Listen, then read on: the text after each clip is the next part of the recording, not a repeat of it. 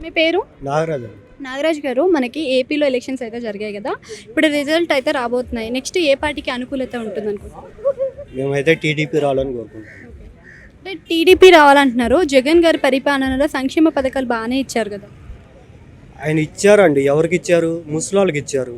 ముసలాళ్ళకి డబ్బులు ఇస్తారు కరెక్టే. వాళ్ళకి ఇచ్చినా ఇవ్వకపోయినా కూడా వాళ్ళ ఇంట్లో వాళ్ళు వాళ్ళ కుటుంబం అనేది వాళ్ళని చూసుకుంటుంది.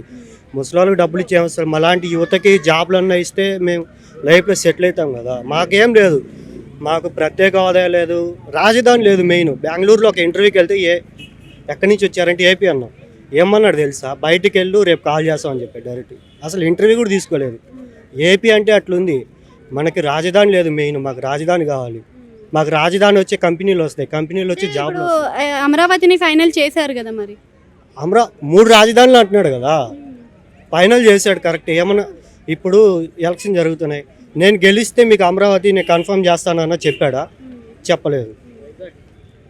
వైజాగ్ అంటున్నాడు, అమరావతి అంటున్నాడు, ఇంకోటి వైజాగ్లో స్టీల్ ప్లాంట్ కూడా పెడదామని చెప్తున్నాడు కదా.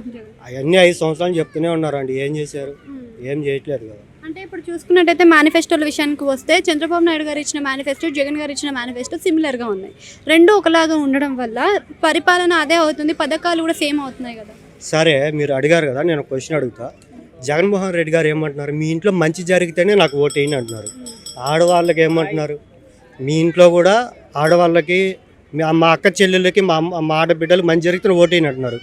మరి వాళ్ళ వాళ్ళ చెల్లెలే ఎందుకు ఆపోజిట్కున్నారు ఆయనకి? వాళ్ళ ఇంట్లోనే మంచి జరగలేదు, పక్క ఇళ్ళలో ఏం చేస్తాడు మంచి ఆయన? అంటే నాకు ఆయన అంటే ఇది పగ అంటారు కదా, అట్లేం లేదు. పోయినసారి నేను కూడా జగన్మోహన్ రెడ్డి గారికి ఓటేసిన అతన్నే. కానీ ఇప్పుడు ఎందుకు వద్దు అనుకుంటాను అంటే 5 సంవత్సరాల్లో మా లాంటి వాళ్ళ జీవితం చాలా మంచి పోయినాయి. ఇప్పుడు 5 years నా డిగ్రీ అయిపోయి 5 years తర్వాత నేను కాలేజ్ బయటకు వచ్చాను. నాకు ఎక్స్పీరియన్స్ లేదు. ఎక్కడ పోయినా ఎక్స్పీరియన్స్ అడుగుతున్నారు.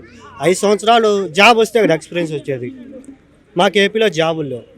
ఇప్పుడు బెంగళూరు వెళ్తున్నాను, లేకపోతే ఇప్పుడు హైదరాబాద్లో కూడా కొత్తగా వచ్చాను, జాబ్లో జాయిన్ అయ్యా. వాళ్ళు కూడా అడుగుతున్నారు, నీకు ఎక్స్పీరియన్స్ లేదు, ఏం లేదు, ఏం చేస్తావు నువ్వు అని చెప్పి. ఏం చెప్పాలి? ఇప్పుడు ఫైనల్గా కూటమి వస్తే ప్రజలకు మంచి జరుగుతుందని మీరు భావిస్తారు? ఆల్మోస్ట్ మేము నమ్ముతున్నామండి. ఎందుకంటే నరేంద్ర మోడీ గారు సపోర్ట్ చేస్తున్నారు. ఆయన ఖచ్చితంగా స్పెషల్ స్టేటస్ ఇస్తాడు. ఆయన పైన మాకు నమ్మకం ఉంది. కాబట్టి మాకు టీడీపీ వస్తే మాకు ఆల్మోస్ట్ కొంచెం మంచి జరుగుతుందని మేము అనుకుంటున్నాం.